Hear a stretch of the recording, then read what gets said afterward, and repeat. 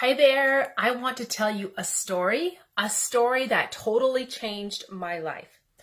Over in another country, there was two orphanages that were pretty close together.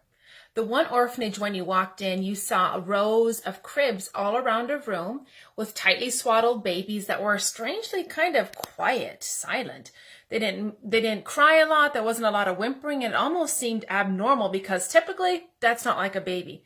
After being in there for quite some time and there was hardly any movement, all you saw once in a while was an orphanage helper going in and changing a diaper, reswaddling the baby. Routinely every several hours, someone would come in, pick up a baby, feed it, lay it down, burp it, change it, and then go do the same thing for the next baby in line. It was an awkward orphanage, and you felt very bad by the time you left. It was quiet. It was strange. There wasn't a nice spirit there.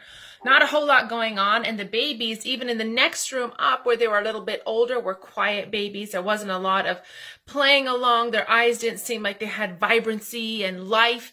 And you walked out of the orphanage feeling, this is not something I would ever want my babies to be in, because there's something that's not like it could be. Children are not supposed to be like this. So you went down a mile or so down the road to another orphanage, and you walked in, and it was so different. You heard giggles and squeals and laughter, and every once in a while you heard a little bit of a cry as a baby tripped over a toy, but he was soothed and picked back up and told what a big boy he was, and he went off toddling again with a big smile. You saw children that had been there for several years that were older helping the other children because they had been the behavior modeled to them was one of loving and care and nurturing. These children were babbling as they read books. They were talking and interacting as they helped in the kitchen. They were sweeping the floor. Some children had a baby on a hip while it was picking up toys. So different. You walked into the baby room, and instead of seeing rows of quiet babies just laying all swaddled in the crib, you saw several helpers sitting rocking chairs, feeding the babies. When they were done, they burped and they held them in their lap and they talked to them and they interacted.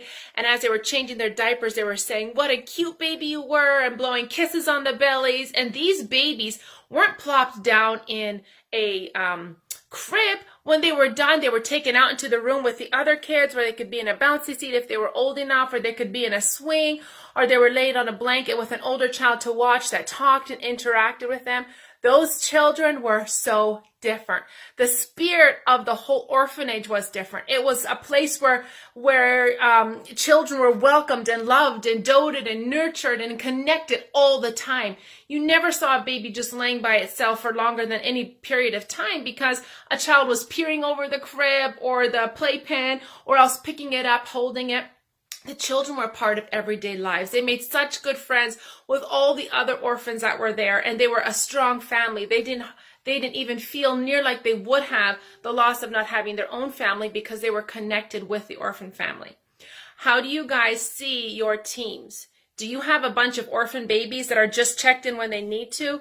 Every couple of weeks you say, how are you doing? Anything that you want to see different? How are you feeling? Why don't we up your doses? And then they don't hear from you for a long time. Do you know that you're creating a spirit and a team culture in your team? It's wonderful that you're in a chat, that you're checking in with them. It keeps them alive for a time. But if they don't feel that connection, they don't feel that love, when they're old enough to leave the orphanage, they're going to leave. When they get what they came for, they're going to leave. And so often they don't even know what they came for, because it's not been showed them. It's not been taught them. The only time they hear from you is when you're checking in, or you notice their backup orders off and you're like, ooh, I wonder what's happened there. You didn't even know what was going on the whole time they've been taking their products. You hadn't checked in with them. You hadn't created a connection outside of Plexus. The only thing that was keeping them on your team was the products. Do you know the difference of this? Picture it this way. When someone joins, they are connected to you, they're connected to your upline, and they're connected to a couple other people, and a community is created. As they're taking their products, they're hearing from several other people who have been taking the products, their experiences. They're cooed on, they're talked to, they're interacted, they're on a hip when you're cleaning the room. Those people start to become connected to you, and it's no longer about the products that they're in Plexus. It's no longer just the products that are keeping them. It's a community they have gotten to know. When they're discouraged or going through detox, they have 5 or 6 other voices saying, it's okay, we've been there, you can do it, here's what I did. It's not just you talking to them. They have a community and they can say, hey, what do you guys think? This has been going on in my life. And they're like, oh, that's normal. That's so exciting. Way to do. Why don't you go share your story? I shared my story of what I was excited to see and what was happening. And I had so many people that were commenting on it. And all these girls in here helped me talk to them. And I had my products paid for. And that person's like, hey, that's a good idea.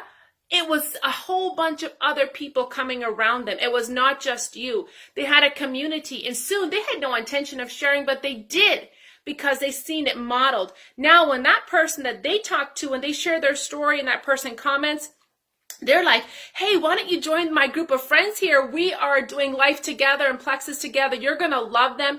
They've been such an encouragement to me. And that person is joined to a group, to a loving group that's nurturing them. That person who may never have thought of sharing products will eventually. Why? Because they've seen the community and they want their friends to be a part of the community.